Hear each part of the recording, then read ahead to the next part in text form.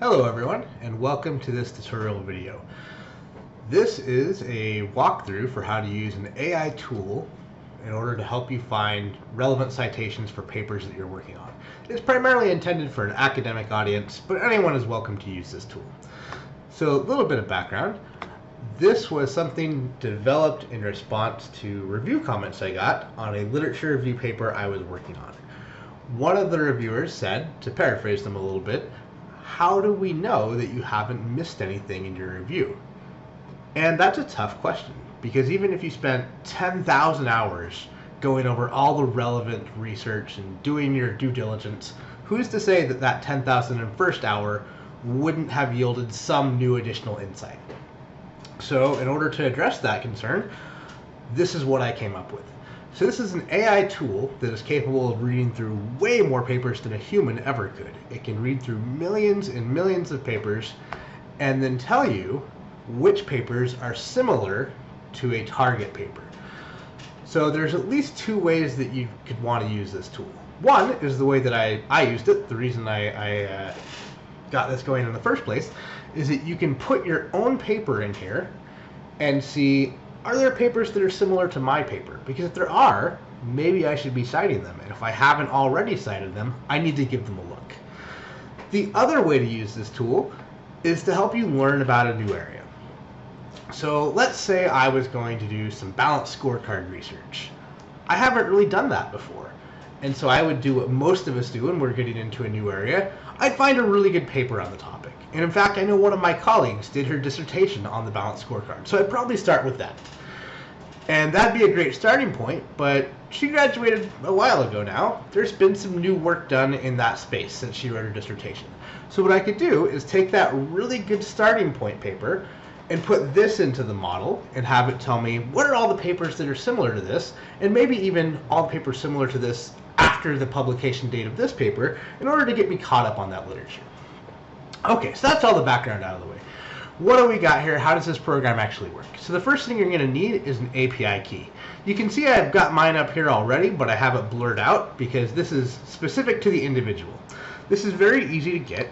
All you're going to do is you're going to go to the Semantic Scholar website. So Semantic Scholar, they maintain a database of academic works. And as you can see here, currently they've got over 200 million papers in their database. This is the database that we're going to be pulling from in order to use our tool. So you have to request an API key. They have a form down here. Very easy to do. Their main integrity check seems to be that you are, in fact, actually an academic. So as long as you have a legitimate university email address, this should be a pretty quick and painless process.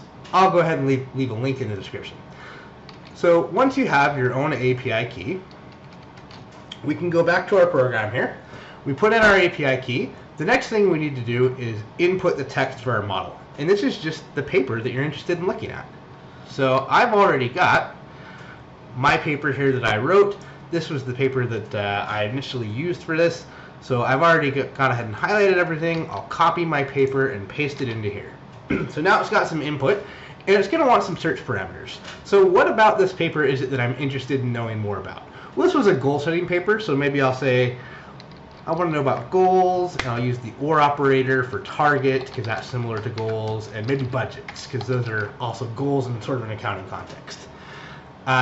Here you can put in a paper limit for how many papers you want to initially use to build the model. A reasonable value is between 10,000 and 100,000. Your model's not going to get much better if you go over that. I actually did go over that just for doing my lit review because I wanted to be very, very certain that I had a good model, but it's, to be honest, unnecessary. And it increases the time quite a bit. So let's say 100,000. And then we're going to tell it how many papers do I want to see matches for. So I'll say I want to know the top 100 most similar papers to my own paper. You can put anything you want here. Next, it's going to ask you for what fields you want papers from. If you just leave this blank, it'll do everything. Any paper that's similar to yours, doesn't matter where it comes from, that's going to be included. But it is an accounting paper that I'm looking at, so maybe I want to limit it to business papers right here. And I rely on psychology theory, so maybe I also want psychology papers because that could be relevant. But that's going to be it for me. So I've got psychology highlighted. I've got business highlighted, it's going to do both of those. Now, a little bit of a warning here. This is based on Semantic Scholar's classifications, so if they have any errors in their database, then you will have errors in your results. So for example, one of my co-authors, I saw one of their papers because it was similar to mine, and I saw it was classified as a business paper, which it is because it's an accounting paper, and it was also classified as a psychology paper, which it did use psychology theory, but wasn't really a psychology paper, so they do seem to err on the side of classifying broadly. That's not an issue if you leave this blank, because the model doesn't actually care what Semantic Scholar classifies things as, it just reads it and uses AI to determine if it's similar. Okay, so next I can look at publication types, so I could limit this to books or published articles, whatever I want. I want everything, so I'm going to leave it blank. Same thing, I could limit it to open access, but I'm just going to leave it blank. I want everything. I don't want a minimum number of citations, and I don't want to restrict my range of years, but you could do any of these things.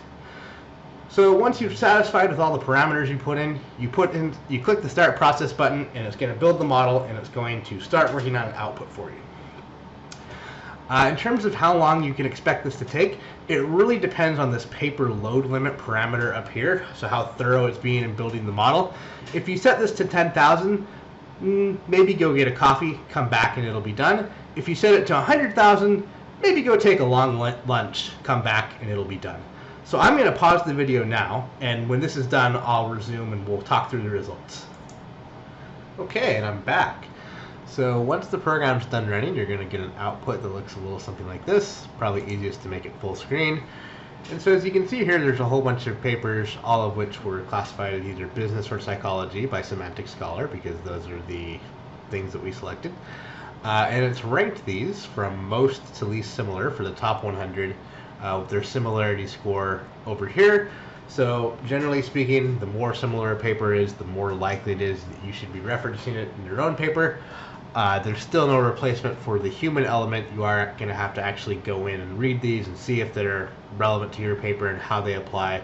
But again, it's a really useful tool for figuring out what you should have cited but may have missed.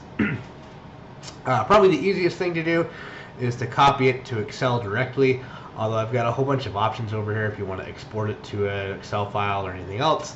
Those options do exist natively. I still find it easiest to copy and paste.